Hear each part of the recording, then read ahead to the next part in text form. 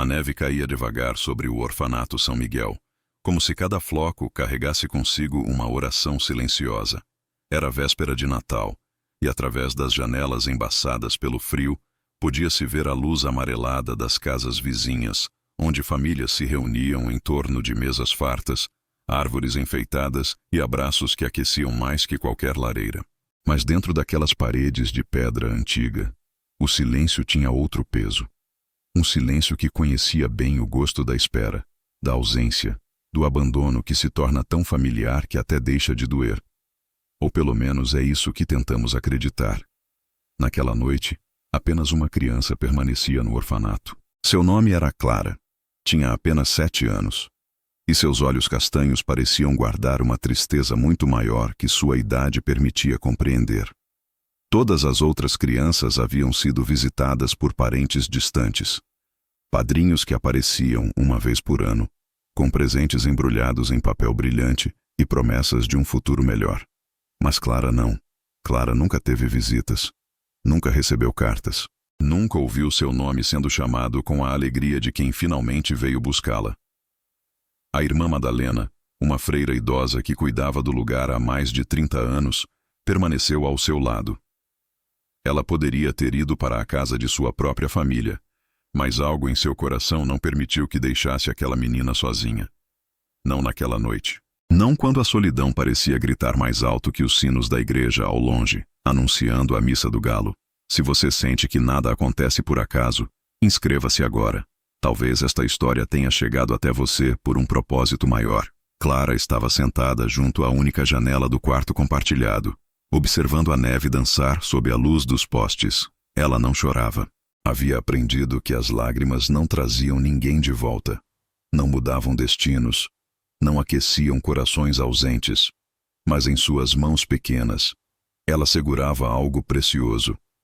Um rosário de madeira desgastado pelo tempo. A única coisa que havia sido deixada com ela quando foi abandonada nos degraus daquele orfanato, ainda bebê. A irmã Madalena sempre dizia que aquele rosário era um sinal, uma promessa de que Deus nunca esquece de seus filhos, mesmo quando o mundo inteiro parece esquecer. A freira se aproximou devagar, seus passos ecoando no corredor vazio. Ela trazia nas mãos uma caneca de chocolate quente e um pequeno embrulho. Clara virou-se. E por um instante, seus olhos brilharam com uma esperança tímida, quase envergonhada de existir. Feliz Natal, minha menina, disse a irmã Madalena, sua voz suave como uma oração sussurrada. Sei que não é o mesmo que ter uma família aqui, mas quero que saiba que você nunca esteve sozinha. Nunca mesmo. Clara aceitou o presente com mãos trêmulas. Dentro do papel simples, estava um lenço de tricô feito à mão, nas cores vermelho e branco, com um pequeno bordado no canto, uma estrela. A mesma estrela que guiou os Reis Magos, a mesma que brilhava sobre Belém na noite mais importante da humanidade. Clara apertou o lenço contra o peito e, pela primeira vez em muito tempo, permitiu que uma lágrima única escorresse por sua face. Antes de continuar, me conte nos comentários. Você acredita que Deus envia sinais quando mais precisamos? Escreva. Eu acredito em milagres. A noite avançava, e a irmã Madalena sugeriu que descessem até a pequena capela do orfanato para uma oração silenciosa. Clara concordou, ainda segurando seu rosário com uma mão e o lenço novo com a outra. As duas caminharam pelos corredores escuros, iluminados apenas por velas que tremulavam como se respirassem.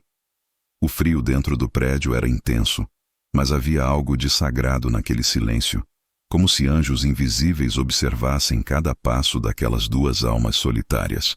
Quando chegaram à capela, Clara parou abruptamente. Havia algo diferente. No altar simples, ao lado da imagem de Nossa Senhora, estava uma caixa de madeira que ela nunca tinha visto antes. Era antiga, ornamentada com entalhes delicados, e parecia pulsar com uma energia estranha, como se guardasse segredos que o tempo tentou apagar. A irmã Madalena também a viu e franziu a testa confusa. Isso não estava aqui esta manhã, murmurou, aproximando-se com cautela. Clara a seguiu, seu coração batendo mais rápido. A freira abriu a caixa devagar, e o que encontraram dentro fez o ar escapar de seus pulmões. Dentro havia uma carta amarelada pelo tempo, um medalhão de prata com uma foto desbotada e uma pequena chave enferrujada. Mas o que mais chamou a atenção de Clara foi o nome escrito na carta, em caligrafia elegante e antiga. Para Clara, a menina que nunca foi esquecida. O mundo pareceu parar. Como alguém sabia seu nome? Como aquela caixa havia aparecido ali, justamente naquela noite, justamente quando a solidão parecia insuperável? A irmã Madalena pegou a carta com mãos trêmulas e começou a ler em voz alta, sua voz quebrando a cada palavra que revelava um mistério enterrado há anos. A carta falava de uma mulher que havia vivido naquela mesma cidade décadas atrás. Uma mulher que havia amado profundamente, mas que foi forçada a tomar a decisão mais dolorosa de sua vida. Uma mulher que deixou algo precioso para trás, com a promessa de um dia voltar. E aquele rosário que Clara segurava, aquele mesmo rosário de madeira desgastada, era a chave para descobrir toda a verdade. E foi nesse instante, entre a fé e o silêncio, que algo começou a mudar. Mas o que viria depois superaria tudo o que eu poderia imaginar. A mão de Clara tremia tanto que o rosário quase escorregou entre seus dedos. A irmã Madalena continuou lendo a carta, cada palavra pesando como uma revelação divina que atravessava o tempo. A letra era de alguém que sabia escrever com o coração, alguém que havia derramado lágrimas sobre aquele papel enquanto tentava explicar o inexplicável. Minha querida Clara, dizia a carta, se você está lendo isto, significa que o tempo finalmente permitiu que a verdade chegasse até você. Sei que fui cobarde, sei que minha ausência deixou um vazio que nenhuma palavra poderá preencher. Mas saiba que cada dia longe de você foi uma eternidade de dor. Cada noite sem você foi um deserto sem fim. Eu não a abandonei por desamor. Eu a deixei porque não havia outro caminho, porque as circunstâncias foram mais fortes que meu desejo de ser sua mãe. Clara não conseguia respirar direito. Aquelas palavras eram como uma tempestade dentro de seu peito, destruindo e reconstruindo tudo ao mesmo tempo. A irmã Madalena parou de ler por um momento, enxugando as próprias lágrimas, antes de continuar. Quando você nasceu, eu era jovem demais, sozinha demais, assustada demais. Sua avó havia falecido meses antes e eu não tinha ninguém. O homem que eu amava, seu pai, desapareceu quando soube da gravidez. Eu trabalhava limpando casas, mal tinha onde dormir. Tentei, Clara. Juro por tudo que é sagrado que tentei te manter comigo. Mas o inverno daquele ano foi cruel. A fome era constante. E você era tão pequena, tão frágil.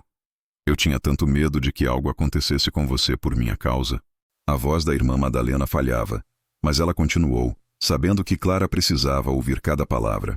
Foi então que uma mulher bondosa me falou sobre o orfanato São Miguel. Ela disse que as freiras cuidariam de você melhor do que eu poderia, que você teria comida, abrigo, educação. Mas antes de te deixar lá, fiz uma promessa. Prometi que voltaria quando tivesse condições, quando pudesse te oferecer uma vida digna. Deixei com você meu rosário, o único bem de valor que eu possuía, herança de minha avó. E nele, gravei uma oração que ela me ensinou. Que Deus protegesse você até que eu pudesse voltar. Clara olhou para o rosário em suas mãos com olhos completamente novos. Aquelas contas gastas pelo tempo não eram apenas madeira, eram amor, eram sacrifício. Eram a única coisa que uma mãe desesperada tinha para deixar como promessa de retorno. Passei anos tentando juntar dinheiro, continuava a carta. Trabalhei dia e noite, economizei cada centavo, sacrifiquei tudo. Mas quando finalmente voltei ao orfanato, 3 anos depois, disseram-me que você havia sido adotada. Disseram que uma família de outra cidade havia te levado, que você tinha um novo lar, um novo nome, uma nova vida. Eu quis morrer naquele momento, Clara. Quis simplesmente deixar de existir. Mas uma parte de mim acreditou que talvez fosse melhor assim. Que você estivesse em algum lugar feliz, amada, longe da pobreza que eu conhecia tão bem. A irmã Madalena pausou novamente confusa. Mas Clara nunca foi adotada, murmurou para si mesma. Ela sempre esteve aqui. Sempre. Clara sentiu um frio percorrer sua espinha. Se sua mãe havia voltado e lhe disseram que ela foi adotada, quem mentiu?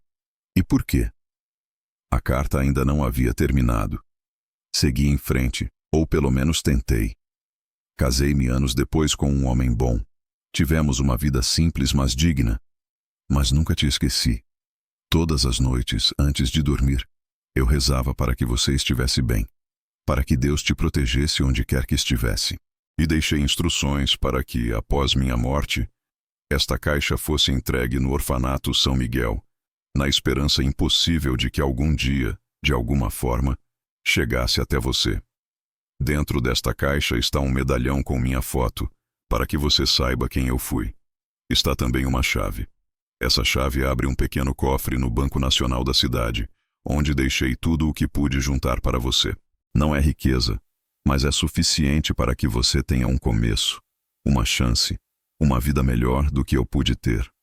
Se você está lendo isto, minha querida Clara, significa que eu já não estou mais neste mundo. Mas quero que saiba que cada dia de minha vida, eu amei você. Cada respiração foi acompanhada de uma oração por você. E sei, com toda certeza que meu coração pode ter, que Deus cuidou de você como eu pedi. Perdoe-me por não ter sido forte o suficiente. Perdoe-me por não ter lutado mais. Mas nunca, nunca duvide de que você foi amada. Você sempre foi amada. A carta estava assinada apenas com sua mãe, Helena. O silêncio que se seguiu foi absoluto. Clara segurava o medalhão com as duas mãos, olhando fixamente para a foto desbotada de uma mulher jovem, com olhos tão parecidos com os seus que parecia estar olhando para um espelho do passado. A irmã Madalena abraçou a menina com força, ambas chorando, ambas tentando compreender o mistério doloroso e milagroso que havia acabado de se revelar. Mas havia algo que não fazia sentido. Se Helena havia voltado 3 anos após deixar Clara e lhe disseram que a menina fora adotada, quem havia mentido? A irmã Madalena começou a pensar, a vasculhar memórias antigas. 3 anos após a chegada de Clara, isso seria em 2018. Ela lembrou-se de algo que havia tentado esquecer, algo sombrio que preferia manter enterrado. Naquela época, a diretora do orfanato era a irmã Beatriz, uma mulher rígida e controladora, que acabou sendo transferida após denúncias de irregularidades. Havia rumores de que ela aceitava subornos de famílias ricas que queriam adotar crianças específicas, que falsificava documentos, que mentia para mães biológicas que voltavam em busca de seus filhos. Clara, disse a irmã Madalena, sua voz tremendo com raiva e tristeza. Acho que sua mãe não mentiu. Acho que mentiram para ela. As palavras da irmã Madalena ecoaram na capela como um trovão distante. Mentiram para Helena. Roubaram dela a chance de reencontrar sua filha. Roubaram de Clara anos de amor materno que ela nunca conheceu. A menina olhou para a freira com olhos que misturavam dor, raiva e uma confusão profunda demais para sua idade processar. Mas por quê? Perguntou Clara, sua voz apenas um sussurro quebrado. Por que alguém faria isso? A irmã Madalena fechou os olhos, as memórias voltando como fantasmas que ela havia tentado exorcizar. Lembrou-se da irmã Beatriz, de sua expressão fria quando falava das crianças, da forma como tratava o orfanato mais como um negócio do que como um lar. Havia histórias que circulavam baixo, em cochichos entre as freiras mais jovens, sobre dinheiro que desaparecia, sobre famílias ricas que pagavam valores exorbitantes por crianças específicas, sobre documentos alterados e identidades trocadas. Havia uma família, começou a irmã Madalena, sua voz pesada com o peso da verdade. Uma família muito rica da capital que veio ao orfanato em 2018. Eles queriam uma menina pequena, de olhos castanhos, para criar como filha. A irmã Beatriz mostrou várias crianças, mas quando viram você, Clara, eles se apaixonaram imediatamente. Ofereceram uma quantia absurda em dinheiro, uma doação generosa para o orfanato, disseram. Mas você não estava disponível para a adoção porque sua mãe nunca havia assinado os papéis de renúncia legal. Ela apenas te deixou aqui temporariamente, com a promessa de voltar. Clara segurava o rosário tão forte que suas juntas estavam brancas. Cada revelação era como uma facada que abria feridas que ela nem sabia que existiam. A irmã Beatriz ficou furiosa quando a família desistiu por causa da burocracia, continuou a freira. Ela via aquela doação escapando, E então, poucas semanas depois, sua mãe Helena apareceu. Ela estava diferente, mais arrumada, tinha até um carro usado. Estava tão esperançosa, tão ansiosa para te ver novamente. Eu lembro do sorriso dela quando entrou pelo portão, um sorriso que iluminava todo o seu rosto. Mas a irmã Beatriz a recebeu sozinha em seu escritório. Nunca soube exatamente o que foi dito ali, mas Helena saiu chorando desesperadamente. Dias depois, a irmã Beatriz anunciou que você havia sido adotada por uma família de outra cidade. Mas eu nunca fui, Clara murmurou, as lágrimas caindo livremente agora. Eu sempre estive aqui, sozinha, esperando. A irmã Madalena abraçou a menina novamente, ambas chorando pela injustiça cruel, pela vida que foi roubada, pelos anos perdidos. Mas em meio à dor, havia também algo mais. Havia raiva. Uma raiva justa, santa, que exigia correção. Clara, minha menina, vou descobrir toda a verdade, prometeu a freira, sua voz firme pela primeira vez naquela noite. Vou encontrar todos os documentos, todas as provas. A irmã Beatriz pode ter destruído papéis, mas eu conheço pessoas que trabalhavam aqui naquela época. Alguém deve saber de algo. E essa chave, essa conta bancária que sua mãe deixou para você, isso é seu por direito. Vamos atrás disso amanhã mesmo. Mas Clara não estava ouvindo mais. Seus olhos estavam fixos no medalhão, na foto de Helena. Ela passou os dedos suavemente sobre o rosto na imagem, tentando memorizar cada detalhe, tentando imaginar como teria sido crescer ao lado daquela mulher. Será que teriam a mesma risada? Será que Helena gostaria de ler histórias antes de dormir como Clara sempre imaginou que uma mãe faria? Será que ela teria ensinado Clara a fazer biscoitos, a tricotar, a dançar na neve? Ela morreu sem saber que eu estava aqui o tempo todo, disse Clara, sua voz quebrando. Ela viveu pensando que eu tinha uma família, que eu estava bem. Mas eu nunca estive bem. Eu sempre soube que faltava algo. Sempre senti um buraco dentro de mim que nada conseguia preencher. O relógio da capela marcava quase meia-noite quando os sinos da igreja começaram a tocar, anunciando a chegada do Natal. Mas para Clara e a irmã Madalena, aquele não era mais apenas um Natal comum. Era o começo de algo maior, uma jornada de descoberta e justiça que não poderia mais ser adiada. De repente, a porta da capela se abriu com um ranger lento. Ambas viraram-se assustadas, e ali, na entrada, estava uma figura que elas não esperavam ver. Era o padre Henrique, o pároco mais antigo da cidade. Um homem de quase 80 anos que conhecia cada segredo, cada história, cada esqueleto escondido nos armários das instituições locais.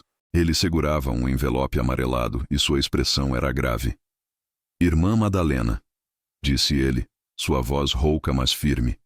Quando soube que Clara ainda estava aqui, sozinha nesta noite de Natal, senti em meu coração que Deus estava me chamando para trazer algo que guardei por anos, esperando o momento certo. Ele se aproximou lentamente, seus passos ecoando no silêncio sagrado da capela. Clara observava, seu coração batendo tão forte que parecia que ia saltar do peito. Há 8 anos, pouco antes da irmã Beatriz ser transferida, ela veio até mim em confissão, continuou o padre. O que se diz em confissão é sagrado, mas o que ela me pediu para guardar não estava sob sigilo sacramental. Ela me entregou este envelope dizendo que se algo acontecesse com ela, eu deveria destruí-lo, mas eu nunca consegui. Algo em meu espírito me dizia que aquele envelope guardava uma verdade que um dia precisaria ser revelada. Ele estendeu o envelope para a irmã Madalena, que o pegou com mãos trêmulas. Dentro havia vários documentos. O primeiro era uma confissão escrita à mão pela própria irmã Beatriz, detalhando tudo, como ela mentiu para Helena, como falsificou documentos dizendo que Clara havia sido adotada, como planejava eventualmente colocar a menina para adoção e ficar com o dinheiro da doação da família rica. Mas antes que pudesse completar seu plano, foi descoberta em outras irregularidades e transferida forçadamente. Ela deixou você aqui, Clara, em um limbo proposital, explicou o padre Henrique, suas palavras pesadas com tristeza. Não te colocou oficialmente para a adoção porque isso geraria papelada que poderia ser rastreada. Manteve você aqui, invisível no sistema, esperando o momento certo para executar seu plano. Mas Deus, em sua infinita justiça, não permitiu. Clara mal conseguia processar tudo. Sua vida inteira havia sido uma mentira orquestrada por ganância. Sua mãe havia morrido acreditando que ela estava bem, enquanto Clara cresceu acreditando que ninguém a queria. E tudo por causa do coração corrompido de uma mulher que deveria ter sido guardiã, não algoz. Mas então o padre Henrique tirou outro documento do envelope. Era uma certidão de óbito. Helena havia falecido apenas 2 anos atrás, em 2023. Não havia tanto tempo assim. E embaixo da certidão havia outra coisa. Um endereço. Este é o endereço onde Helena morava, disse o padre. Ela tinha um marido, Clara. Um homem chamado Roberto Silva. E segundo o que consegui descobrir discretamente, ele ainda vive lá. Ele sabe de você. Helena deve ter contado tudo para ele. O mundo de Clara virou de cabeça para baixo mais uma vez.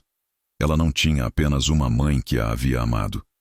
Ela tinha alguém vivo que conhecia sua história, que talvez guardasse memórias, fotos, histórias sobre Helena. Alguém que poderia preencher os espaços vazios de uma vida inteira. A irmã Madalena olhou para Clara e, pela primeira vez naquela noite impossível, viu algo que não via há anos nos olhos da menina. Esperança. Esperança real, tangível, possível. Vamos encontrá-lo, disse a freira, sua voz determinada. Amanhã, no primeiro horário, vamos até esse endereço. Você merece saber toda a verdade, Clara. Você merece conhecer o homem que amou a mulher que te deu a vida. A noite de Natal passou em vigília. Clara não conseguiu pregar os olhos, segurando o medalhão contra o coração como se fosse a própria Helena ali presente. A irmã Madalena ficou ao seu lado, orando baixinho, pedindo força e sabedoria para o que viria pela frente. O padre Henrique permaneceu na capela até o amanhecer, uma presença silenciosa mas reconfortante, como se fosse um guardião enviado para garantir que aquela história finalmente chegasse ao seu destino correto. Quando os primeiros raios de sol tocaram a neve acumulada do lado de fora, pintando tudo de um dourado suave, Clara finalmente se levantou. Ela vestiu o lenço que a irmã Madalena havia lhe dado, colocou o rosário no pescoço e guardou o medalhão no bolso, perto do coração. Cada objeto era uma armadura de amor e memória, preparando-a para o que estava por vir. O endereço que o padre Henrique havia fornecido ficava do outro lado da cidade, em um bairro simples mas bem cuidado. A irmã Madalena conseguiu emprestado um carro de um paroquiano, e às 7 da manhã do dia de Natal, as 3 almas, a menina, a freira e o padre, partiram em busca de respostas que haviam sido negadas por tempo demais. A viagem foi silenciosa.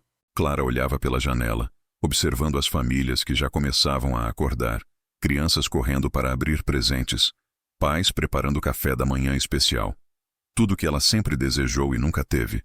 Mas agora, pela primeira vez, havia uma possibilidade de que esse vazio tivesse um nome, um rosto, uma história que fizesse sentido. Quando chegaram ao endereço, encontraram uma casa pequena, de 2 andares, com um jardim modesto onde rosas vermelhas insistiam em florescer mesmo no frio do inverno. A porta da frente era de madeira escura, com uma coroa de Natal pendurada, e através das cortinas fechadas podia-se ver a luz de uma árvore de Natal piscando suavemente. A irmã Madalena respirou fundo e tocou a campainha. O som ecoou do lado de dentro, seguido de passos pesados descendo escadas. Quando a porta se abriu, um homem de aproximadamente 50 anos apareceu. Ele tinha cabelos grisalhos, olhos cansados mas gentis, e usava um suéter vermelho desbotado. Quando seus olhos pousaram em Clara, ele congelou completamente. "Meu Deus", murmurou, sua voz quebrando imediatamente. Você é igual a ela." "Exatamente igual." A irmã Madalena deu um passo à frente. "Senhor Roberto Silva, meu nome é irmã Madalena, e esta é Clara. Acreditamos que o senhor conheceu Helena e que ela pode ter falado sobre..." "Entrem." Roberto interrompeu, sua voz urgente mas emocionada. "Por favor, entrem. Estou esperando por este momento há 2 anos. Desde que Helena faleceu, eu oro todos os dias para que Deus me desse a chance de encontrar você, Clara. Para que eu pudesse cumprir a promessa que fiz a ela em seu leito de morte." Eles entraram na casa, que cheirava a canela e pinho, decorada com simplicidade mas com amor evidente. Roberto os guiou até a sala de estar, onde uma árvore de Natal modesta, mas cheia de ornamentos feitos à mão, ocupava um canto. E na parede principal havia algo que fez Clara perder o fôlego. Era uma fotografia enorme de Helena.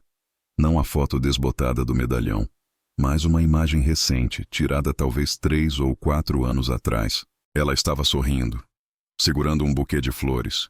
E seus olhos, aqueles mesmos olhos castanhos que Clara via no espelho todos os dias, brilhavam com uma felicidade serena. Mas o que mais chamou a atenção de Clara foi o que Helena segurava na outra mão.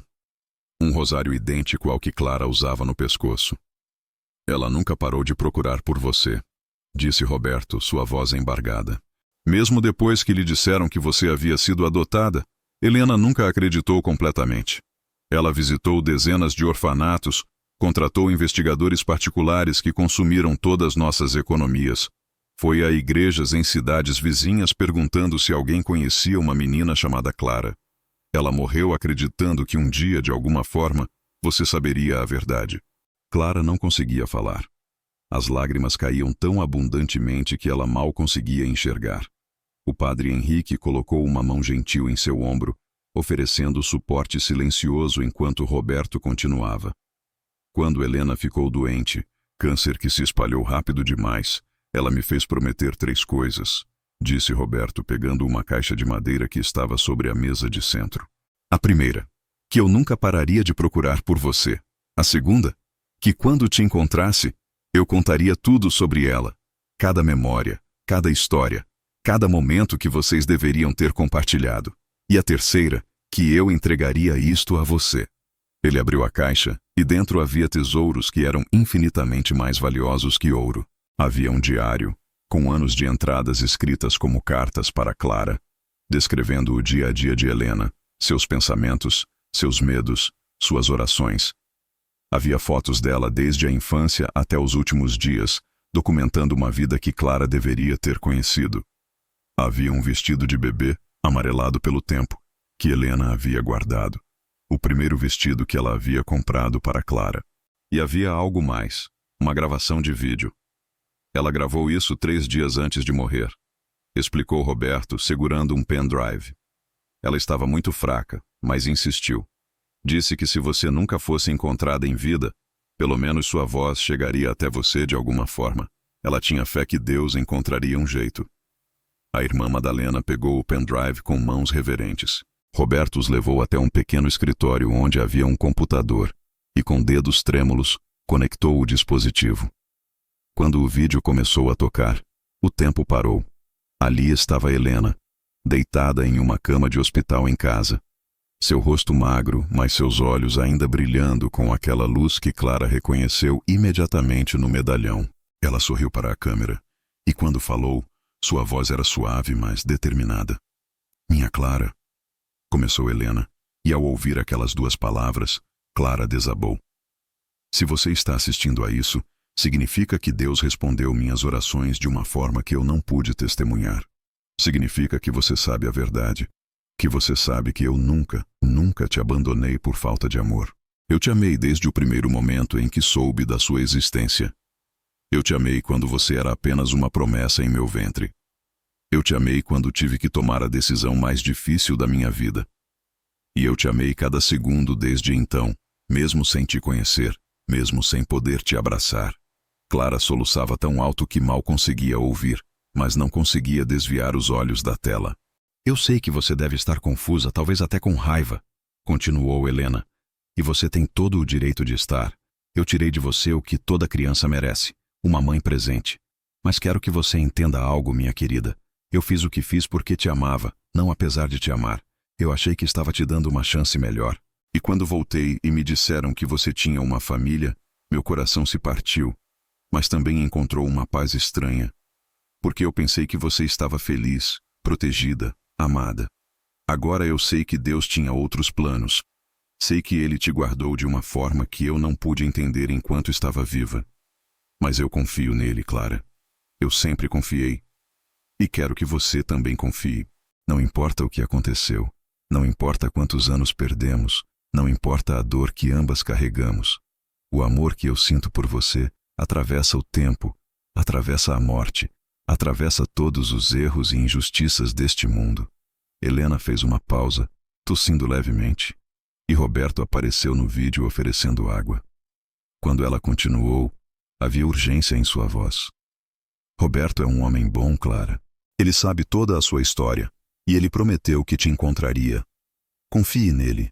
Ele pode não ser seu pai biológico, mas ele te amará como se fosse, porque ele me amou o suficiente para amar também aquela que eu mais amava.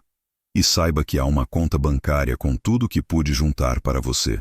Não é muito, mas é suficiente para que você comece uma vida, para que você estude, para que você tenha as oportunidades que eu nunca tive. As lágrimas de Helena começaram a cair no vídeo, e ela limpou o rosto com uma mão trêmula. Perdoe-me, minha filha. Perdoe-me por não ter sido forte o suficiente, por não ter lutado mais, por não ter estado lá para secar suas lágrimas, para curar seus machucados, para te ensinar a ser forte. Mas saiba que onde quer que eu esteja agora, eu estou orando por você. Estou pedindo a Deus que te proteja, que te guie, que te encha de amor e propósito. Você não nasceu por acaso, Clara. Você nasceu porque Deus tinha planos para você, planos maiores do que eu poderia imaginar. Helena olhou diretamente para a câmera, como se pudesse ver através do tempo e do espaço, como se estivesse olhando diretamente nos olhos de Clara naquele exato momento. Eu te amo, minha filha. Eu sempre te amei. E mesmo que você nunca tenha ouvido essas palavras de minha boca enquanto eu estava viva, saiba que elas são verdadeiras. Você foi amada. Você é amada. E você sempre será amada. O vídeo terminou, e o silêncio que se seguiu foi absoluto, sagrado, inquebrável.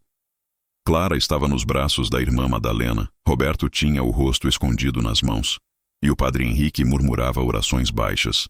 Naquele pequeno escritório, em uma manhã fria de Natal, algo impossível havia acontecido. Um milagre não de ressurreição física, mas de verdade ressuscitada, de amor que atravessou a morte, de um propósito divino que finalmente se revelou. Clara permaneceu ali, imóvel, com os olhos fixos na tela escura do computador onde o rosto de Helena havia desaparecido segundos atrás.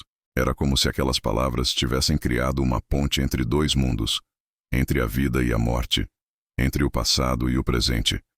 Ela segurava o medalhão tão forte que a corrente marcava sua pele, mas a dor física era nada comparada ao turbilhão de emoções que arrasava seu coração. Roberto se aproximou devagar, ajoelhando-se na frente de Clara até ficar na altura dos olhos dela. Seu rosto estava molhado de lágrimas, mas havia também algo mais ali. Um alívio profundo, como se um peso que ele carregava há anos finalmente pudesse ser depositado. Clara, disse ele, sua voz rouca mas gentil. Helena me fez prometer que, quando eu te encontrasse, eu não apenas entregaria essas coisas a você, mas que eu seria, se você quisesse, uma presença em sua vida. Eu sei que não posso substituir o que foi perdido. Eu sei que não sou seu pai. Mas Helena era tudo para mim, e você era tudo para ela. E eu gostaria muito, se você me permitir, de cuidar de você como ela teria feito. As palavras penetraram o coração de Clara como raios de luz atravessando vitrais. Ela olhou para aquele homem que chorava por uma filha que não era sua biologicamente, mas que amava porque havia amado a mulher que a gerou. Havia algo profundamente sagrado naquele amor indireto, naquele compromisso que transcendia sangue e DNA. Você quer dizer que eu posso vir morar aqui?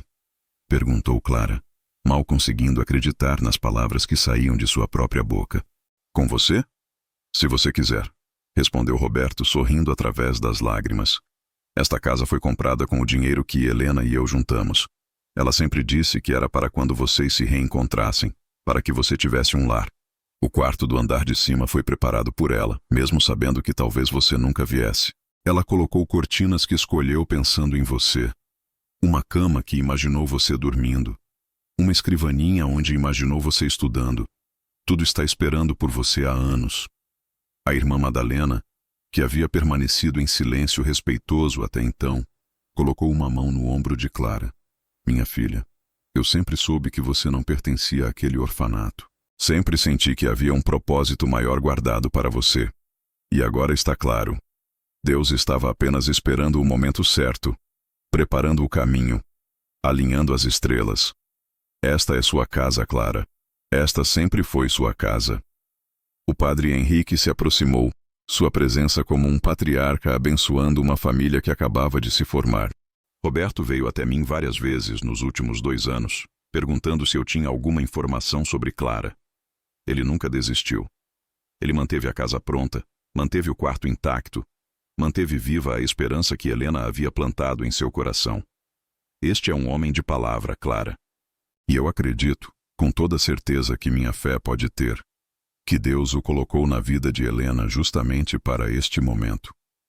Clara olhou ao redor daquela sala modesta, mas repleta de amor visível em cada detalhe.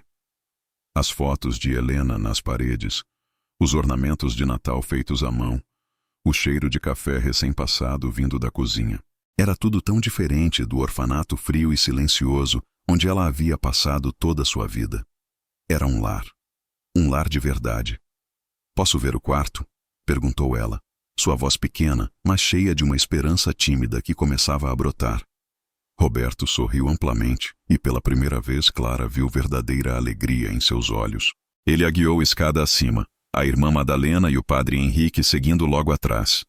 Quando ele abriu a porta do quarto, Clara sentiu suas pernas fraquejarem. Era perfeito. As paredes eram pintadas de um azul suave, com estrelas douradas pintadas à mão no teto. As mesmas estrelas que Clara costumava imaginar quando olhava pela janela do orfanato nas noites solitárias. Havia uma cama de solteiro com um edredom bordado com flores, uma escrivaninha de madeira com livros já organizados na prateleira, e uma janela grande que dava para o jardim onde as rosas vermelhas insistiam em florescer. Mas o que fez Clara cair de joelhos foi o que estava sobre a cama. Era um urso de pelúcia antigo, desgastado pelo tempo, com um laço vermelho no pescoço, e preso ao laço havia um bilhete escrito à mão por Helena. "Para minha Clara, que sempre estará em meu coração. Este era meu urso quando eu era criança. Agora ele é seu. Que ele te proteja quando eu não puder estar lá." Clara pegou o urso e o abraçou com tanta força que sentiu as costuras velhas protestarem. Ela chorou como nunca havia chorado antes, mas essas lágrimas eram diferentes. Não eram lágrimas de abandono, de solidão, de dor sem resposta. Eram lágrimas de cura, de encontro, de um amor que finalmente chegava até ela, através do tempo e da morte. Roberto sentou-se ao lado dela na cama, passando um braço protetor ao redor de seus ombros. Helena passou meses preparando este quarto. Ela costurou esse edredom à mão, pintou cada estrela no teto, escolheu cada livro pensando no que uma menina da sua idade gostaria de ler. Ela fez tudo isso sem saber se você algum dia veria. Ela fez por fé, Clara. Por fé e amor. Ela realmente me amava. Clara murmurou, como se precisasse dizer em voz alta para começar a acreditar. Ela nunca me esqueceu. Nem por um segundo, confirmou Roberto. E agora você está aqui, onde sempre deveria ter estado. E eu prometo a você, Clara, eu prometo pela memória de Helena, que você nunca mais sentirá o que é ser abandonada. Você nunca mais dormirá sozinha no Natal. Você nunca mais duvidará de que é amada. A irmã Madalena estava na porta, enxugando as próprias lágrimas. Roberto, a papelada que precisamos resolver. Processos legais para transferir a guarda de Clara oficialmente. Mas eu darei todo o suporte necessário. O orfanato não tem nenhum direito legal real sobre ela. A irmã Beatriz nunca finalizou nenhum documento de adoção ou tutela permanente. Clara estava em um limbo burocrático, o que ironicamente agora facilita tudo. Faremos o que for necessário, disse Roberto determinado. Contratarei os melhores advogados que eu puder pagar. Usarei o dinheiro que Helena deixou se for preciso. Clara voltará para casa legalmente, com todos os documentos corretos, com seu nome completo. Clara Helena Silva. Ao ouvir o nome completo, Clara sentiu algo se completar dentro dela. Clara Helena Silva. Ela não era mais apenas Clara do orfanato, a menina sem sobrenome, sem história, sem raízes. Ela era Clara Helena Silva, filha de Helena, neta de uma avó que ela nunca conheceu, mas cujo rosário carregava, parte de uma linhagem de amor que atravessou gerações. O padre Henrique se aproximou, colocando uma mão sobre a cabeça de Clara em bênção. Deus escreve certo por linhas tortas, minha filha. O que o inimigo tentou usar para destruir, o Senhor transformou em propósito. A dor que você carregou te fez forte. A solidão te ensinou a valorizar conexão. O abandono te preparou para reconhecer amor verdadeiro quando ele finalmente chegasse.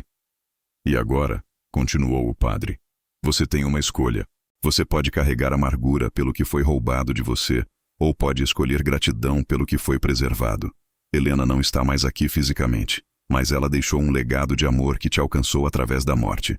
E Roberto está aqui, pronto para ser o pai que você nunca teve. Esta é sua segunda chance, Clara. Não é um recomeço. É uma continuação da história que sempre foi sua. Clara olhou para Roberto, para a irmã Madalena, para o padre Henrique e, finalmente, para o quarto que Helena havia preparado com tanto amor. Pela primeira vez em sua vida, ela não se sentiu sozinha. Pela primeira vez, ela entendeu que havia sido amada o tempo todo, mesmo quando não sabia, mesmo quando parecia que o mundo inteiro a havia esquecido.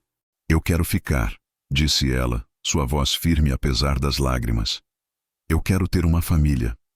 Eu quero conhecer tudo sobre minha mãe, sobre quem ela era, sobre seus sonhos, sobre suas histórias. Eu quero plantar rosas no jardim como as que ela amava. Eu quero aprender a cozinhar as receitas dela. Eu quero viver neste quarto que ela preparou com tanto carinho. Roberto a abraçou forte, e pela primeira vez Clara sentiu o que era ter braços paternos ao redor dela, protegendo-a, acolhendo-a, prometendo nunca mais deixá-la partir. Então, bem-vinda ao lar, minha filha, disse Roberto, sua voz quebrando de emoção. Bem-vinda finalmente ao lar.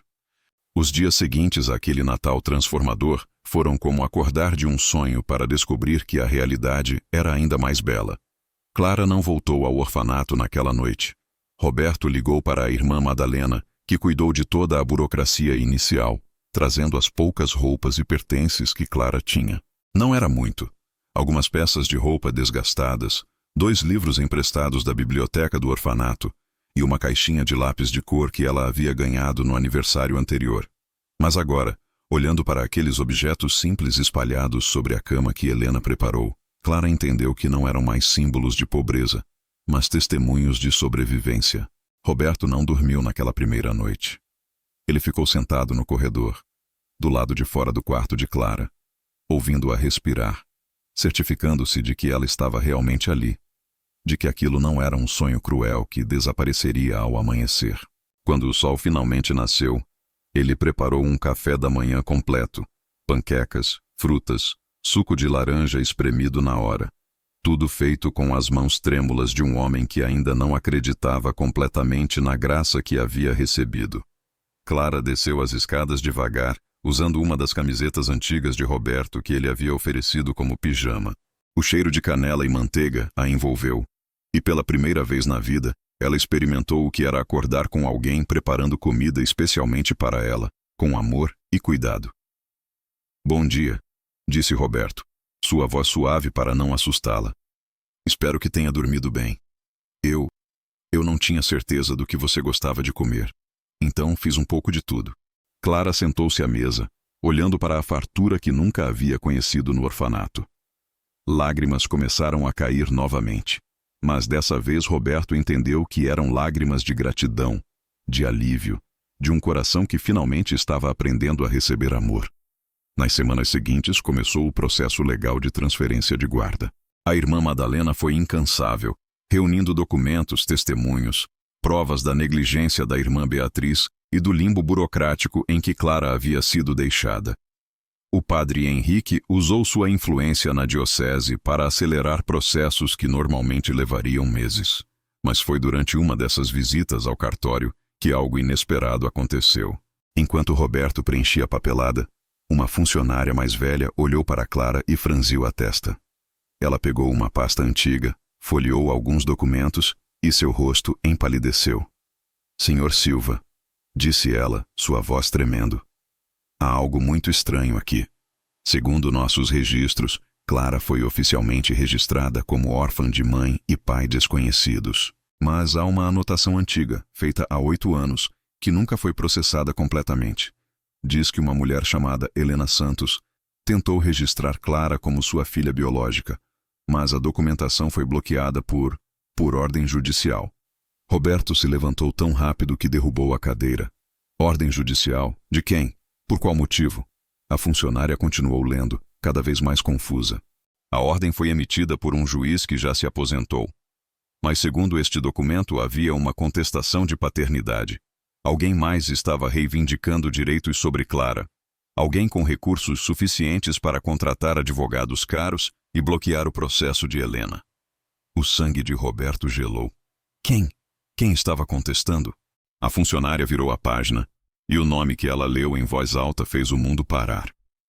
Fernando Almeida, empresário da capital.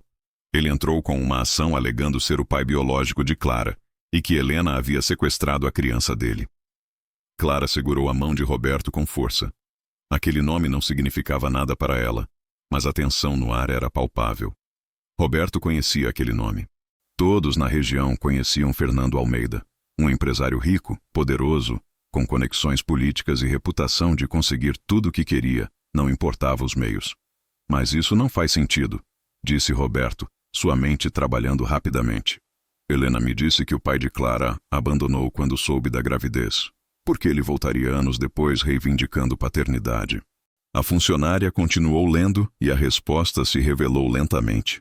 Segundo este documento, Fernando alegou que Helena o extorquiu, ameaçando expor o relacionamento deles se ele não pagasse uma quantia elevada. Ele disse que ela havia mentido sobre estar grávida, e quando descobriu que a criança realmente existia, ele queria tomar a guarda. Mas o processo foi arquivado abruptamente há 7 anos. Não há explicação clara do porquê. Roberto sentiu raiva queimar em seu peito. Helena nunca mencionou nada disso. Será que ela havia escondido essa batalha dele? Ou será que ela também não sabia completamente o que estava acontecendo por trás das cenas? A irmã Madalena, que estava presente, colocou a mão no ombro de Roberto. Precisamos investigar isso com cuidado. Se Fernando realmente é o pai biológico de Clara e ainda tem interesse legal nela, isso pode complicar a adoção. Ele não é pai de nada, disse Roberto, sua voz firme mas controlada. Um pai não abandona. Um pai não usa dinheiro e poder para destruir uma mulher vulnerável. Um pai não desaparece por 8 anos e depois aparece apenas quando convém. Ele pode ter DNA compartilhado com Clara, mas ele nunca foi e nunca será pai dela.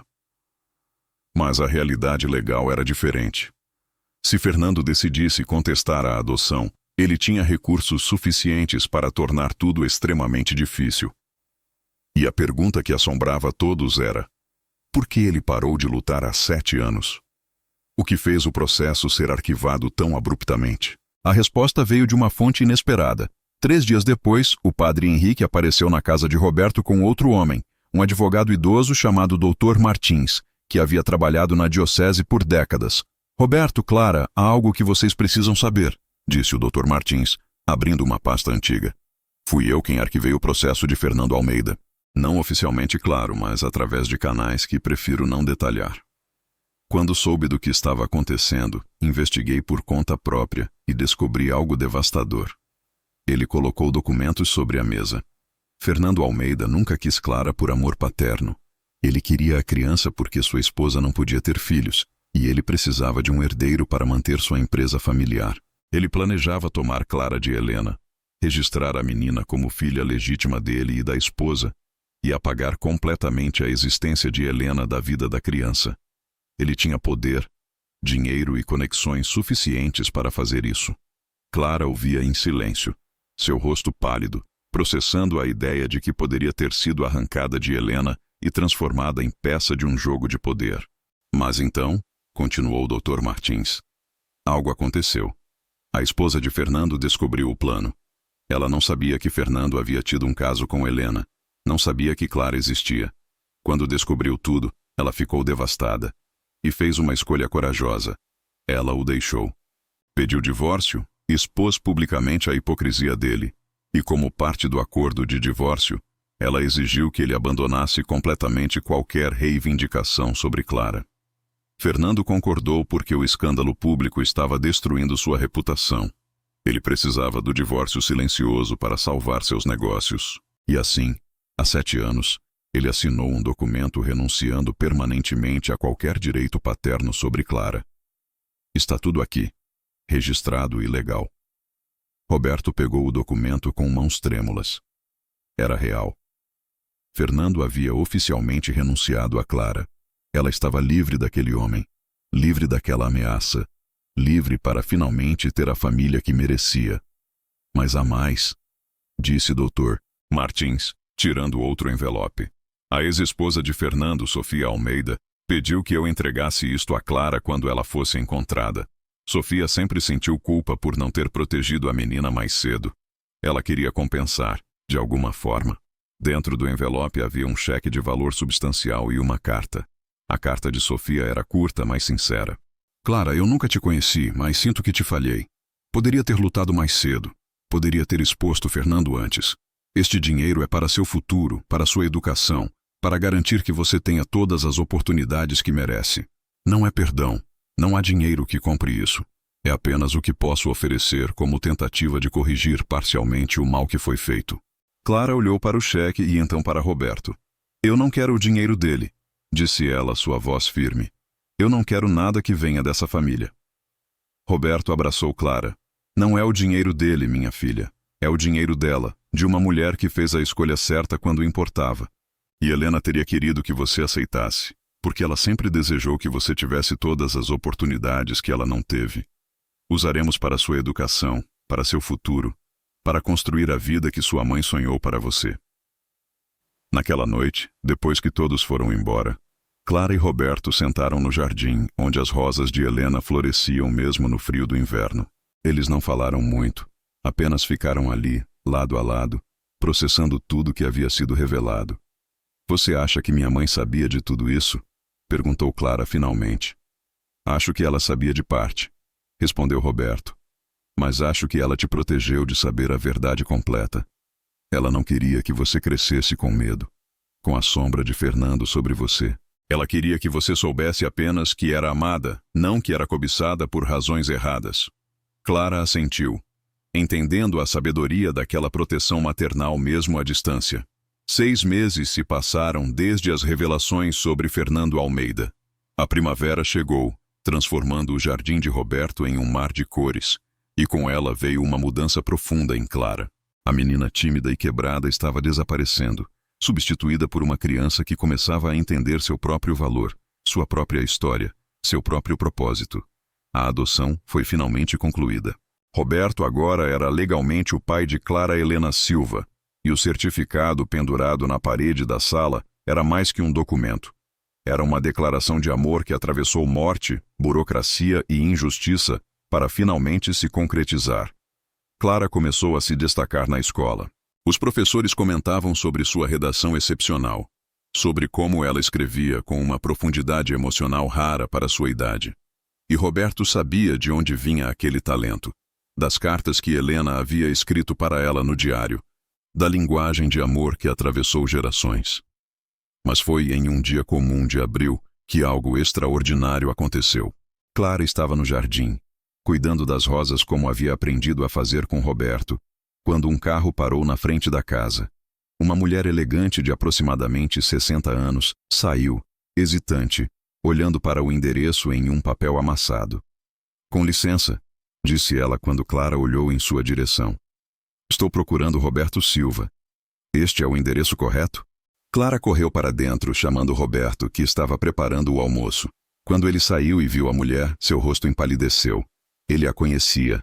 Ou melhor, sabia quem ela era pelas fotos antigas que Helena havia guardado. Você é Sofia, disse Roberto, sua voz baixa. A ex-esposa de Fernando.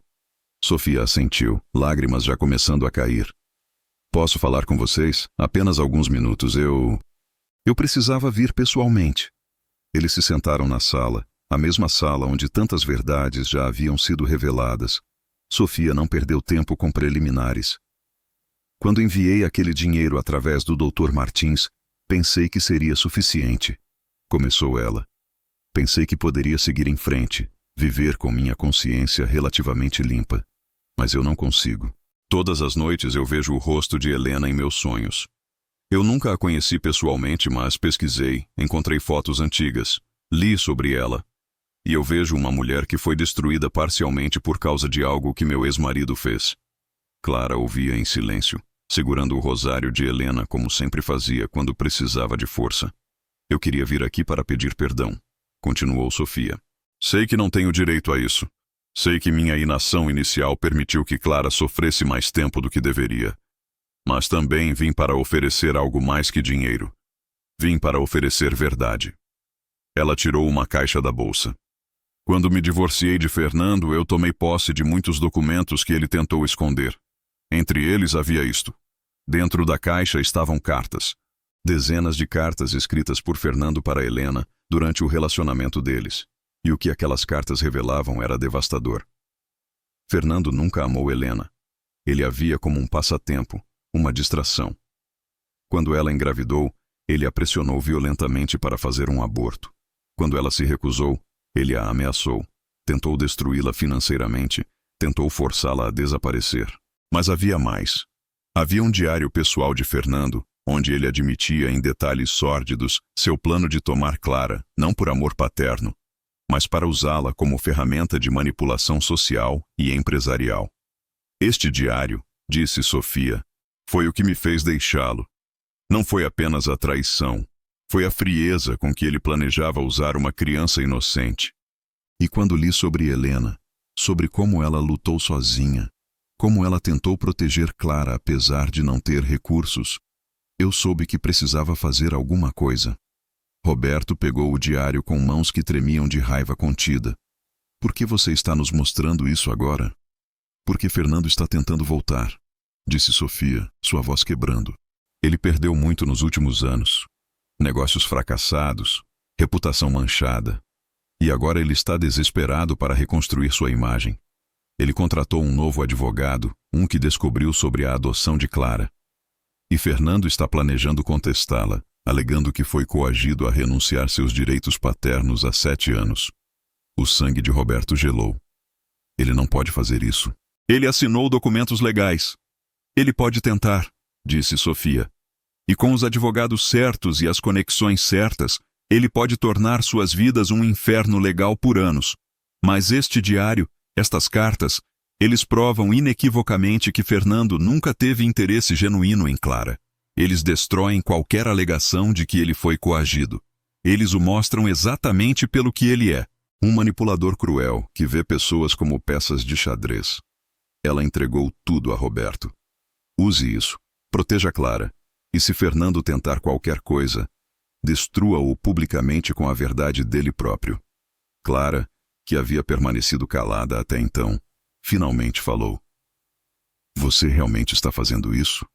Está traindo seu ex-marido para me proteger? Sofia olhou diretamente nos olhos da menina. Não é traição quando você está revelando a verdade.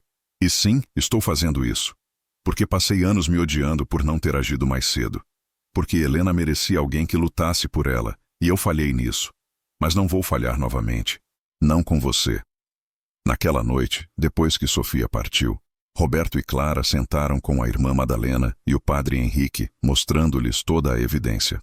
O padre ficou em silêncio por um longo momento antes de falar. Este é um momento de escolha, disse ele finalmente. Vocês podem usar essa informação defensivamente, guardá-la caso Fernando ataque. Ou podem usá-la proativamente, destruindo qualquer possibilidade dele voltar antes mesmo que ele tente. O que Helena faria? Perguntou Clara, sua voz pequena. Roberto pensou por um momento. Helena sempre escolheu proteção sobre vingança. Ela te deixou no orfanato não por crueldade, mas para te proteger. Ela não processou Fernando quando poderia ter feito, porque queria evitar escândalo que poderia te machucar. Ela sempre te colocou em primeiro lugar. Então guardamos isso, decidiu Clara. Mas se ele vier atrás de mim, de nós, então usamos. Não por vingança, mas por proteção. A irmã Madalena abraçou Clara. Você está se tornando uma mulher sábia, minha filha. Helena estaria orgulhosa. Mas o universo tinha outros planos. Apenas 2 semanas depois, um oficial de justiça apareceu na porta com documentos. Fernando estava mesmo contestando a adoção, alegando coerção emocional e direitos paternos violados. A guerra legal que Roberto temeu estava começando. Roberto leu os documentos, sua raiva crescendo a cada linha. Fernando estava pedindo não apenas a anulação da adoção, mas custódia compartilhada de Clara, visitação forçada e controle sobre decisões médicas e educacionais. Ele estava tentando arrancar Clara de Roberto usando o mesmo sistema legal que deveria proteger crianças. Ele quer me levar embora? Perguntou Clara, seu rosto pálido. Ele quer tentar, corrigiu Roberto. Mas não vou deixar. Nem que eu tenha que gastar cada centavo, lutar em cada tribunal, gritar a verdade em cada esquina. Você é minha filha, Clara. Você é filha de Helena. E nenhum juiz, nenhum advogado, nenhum homem rico vai mudar isso. A irmã Madalena pegou o telefone. Vou ligar para o Dr. Martins e vamos usar cada carta, cada página daquele diário. Se Fernando quer guerra, vamos dar a ele verdade. E a verdade sempre vence no final. Clara olhou pela janela para as rosas que Helena plantou, para o jardim que havia se tornado santuário. E pela primeira vez, ela não sentiu medo. Sentiu algo diferente. Sentiu determinação. Sentiu propósito. Minha mãe lutou sozinha e ainda me protegeu, disse Clara, virando-se para Roberto. Mas eu não estou sozinha. E juntos, vamos vencer isso, porque a verdade está do nosso lado. E Deus também. O processo judicial contra Fernando Almeida se tornou público e a cidade inteira tomou partido. Quando as cartas e o diário foram apresentados em tribunal, a máscara de Fernando finalmente caiu. A mídia local cobriu cada detalhe, expondo não apenas sua tentativa de manipular o sistema legal, mas toda a história de como ele havia tratado Helena, como havia tentado usar Clara como peça em seus jogos de poder. A audiência final aconteceu em um dia frio de junho. A sala do tribunal estava lotada. Roberto, Clara, a irmã Madalena, o padre Henrique, Sofia, Dr. Martins e dezenas de moradores da cidade que haviam vindo mostrar apoio. Do outro lado, Fernando sentava com seus advogados caros, seu rosto uma máscara de arrogância que mal escondia o desespero. O juiz, uma mulher experiente chamada Doutora Miranda, leu cada documento com atenção meticulosa. Ela analisou as cartas de Fernando, seu diário confessional, os testemunhos de Sofia, as provas de que ele havia coagido Helena anos atrás, e então ela pediu para falar com Clara em privado. Na câmara do juiz, apenas Clara, Roberto e a doutora Miranda estavam presentes. A juíza se ajoelhou para ficar na altura dos olhos de Clara. Clara, você entende o que está acontecendo aqui? E perguntou ela gentilmente. Sim, respondeu Clara, sua voz firme apesar da idade. Um homem que nunca me quis está tentando me tirar do único pai que eu já tive, da única família que eu já conheci. E o que você quer, Clara? Se você pudesse escolher? Clara olhou para Roberto, que tinha lágrimas nos olhos, mas permanecia em silêncio, deixando que ela falasse. Eu quero ficar com meu pai. Eu quero honrar a memória da minha mãe vivendo a vida que ela sonhou para mim. Eu quero crescer nesta casa que ela preparou, neste jardim que ela plantou, com as pessoas que realmente me amam. Não quero ser propriedade de ninguém. Quero ser filha de pessoas que me escolheram. A doutora Miranda assentiu, enxugando discretamente os próprios olhos. Eles voltaram ao tribunal e a juíza proferiu seu veredito. Senhor Fernando Almeida, raramente vi em minha carreira uma tentativa tão flagrante de manipular o sistema judicial para benefício pessoal. As evidências apresentadas demonstram claramente que sua reivindicação de direitos paternos não tem absolutamente nada a ver com o bem-estar desta criança, e tudo a ver com ego e manipulação. Além disso, você renunciou legalmente a qualquer direito sobre Clara há 7 anos, em um acordo de divórcio que você assinou voluntariamente. Fernando tentou se levantar para protestar, mas seus advogados o seguraram. Além de negar seu pedido de anulação da adoção, continuou a juíza, estou emitindo uma ordem de restrição permanente. Você não terá nenhum contato com Clara Helena Silva. Você não poderá se aproximar dela, da residência dela, da escola dela. Qualquer tentativa de fazê-lo resultará em prisão imediata. Esta decisão é final e inapelável. A sala do tribunal explodiu em aplausos. Fernando saiu furioso, sua reputação destruída, Sua última tentativa de manipulação completamente desfeita, Clara abraçou Roberto tão forte que seus braços pequenos tremiam. E pela primeira vez desde que aquele pesadelo legal começou, ela sentiu que podia finalmente respirar. Mas a história não terminou ali.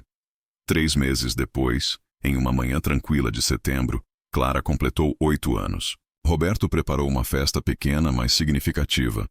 A irmã Madalena, o padre Henrique, Sofia e algumas amigas novas que Clara havia feito na escola. Mas o verdadeiro presente veio de uma fonte inesperada. Sofia apareceu carregando uma caixa grande e quando Clara abriu, encontrou algo que fez seu coração parar. Eram vídeos caseiros antigos, convertidos para digital, de Helena em diferentes momentos de sua vida. Encontrei estes na casa da família de Fernando, explicou Sofia. Aparentemente, antes de tudo se complicar, Fernando filmou alguns momentos com Helena. E há também vídeos da família de Helena que eu consegui rastrear através de registros antigos. Roberto colocou os vídeos na TV e pela primeira vez Clara viu sua mãe não como foto estática, mas em movimento, viva, rindo. Havia um vídeo de Helena ainda adolescente dançando em uma festa de família. Outro de Helena grávida, acariciando a barriga com um sorriso tímido mas esperançoso. E o mais precioso de todos, de Helena segurando Clara bebê, apenas algumas horas após o nascimento, cantando uma canção de ninar, com lágrimas escorrendo pelo rosto. Você é meu milagre, Helena murmurava no vídeo para a bebê Clara. Minha menina impossível. Minha prova de que Deus ainda faz milagres. E não importa o que aconteça. Não importa onde a vida nos leve. Você sempre será minha. Sempre. Clara não conseguia parar de assistir. Ela pausava, voltava, assistia novamente, memorizando cada expressão, cada movimento, cada palavra. E naquela noite, enquanto todos já haviam ido embora e a casa estava silenciosa, ela escreveu no diário que Roberto lhe dera. Hoje eu vi minha mãe viva.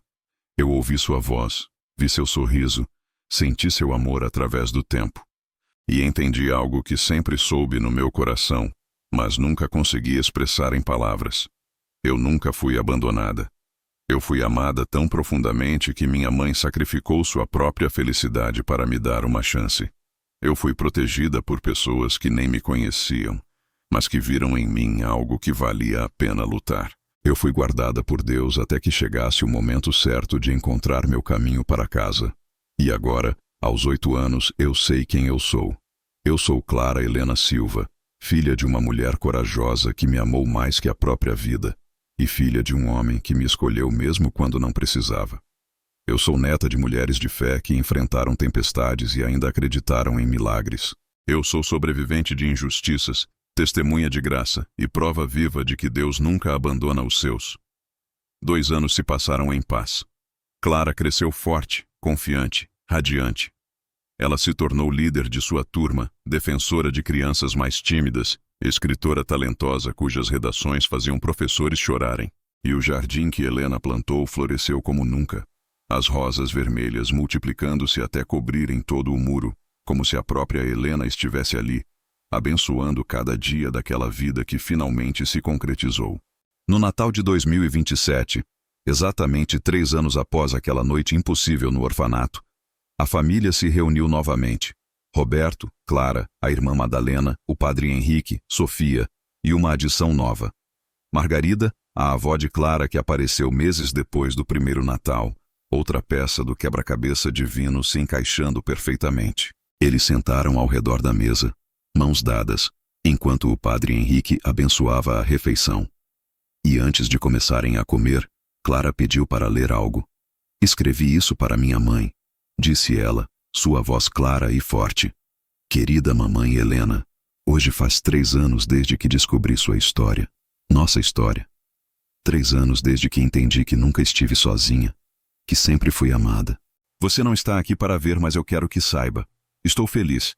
Estou estudando muito como você queria. Estou vivendo na casa que você preparou, cuidando das rosas que você plantou.